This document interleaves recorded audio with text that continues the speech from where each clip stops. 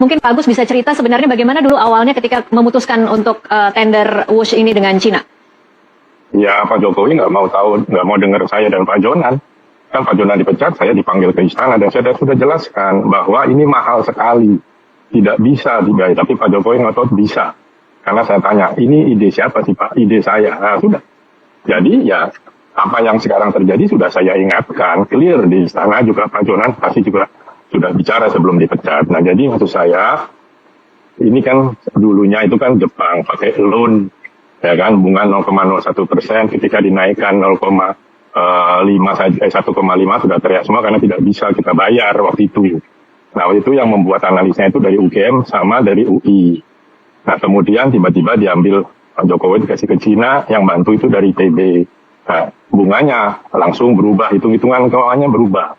Tambah saya sudah bilang ya sudahlah, sudah dibangun, mau dibangun niat presiden begitu ya ditanggung saja.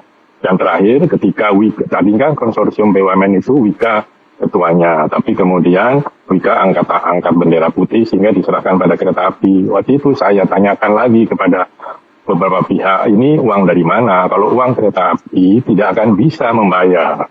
Dan dia bilang, oh enggak, ini nanti uangnya lewat dari pemerintah. Nah, saya nggak tahu dari pemerintah maksudnya APBN atau apa. Ya sudah, jadi kereta api hanya cash saja Pak, kasir saja. Tapi ternyata kan tidak.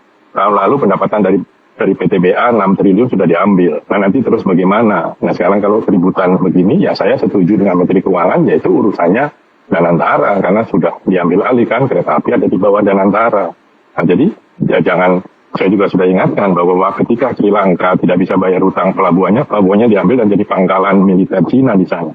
Nah kalau ini nanti tidak bisa bayar, apa Cina mau ambil? Enggak, mungkin Cina akan saya minta pelabuhan di Natuna misalnya. Apa kita mau pakai? Kan ini hal-hal yang sudah saya ingatkan dan lalu kejadian. Terus gimana? Hari ini kan banyak pernyataan saya di YouTube, di mana muncul lagi.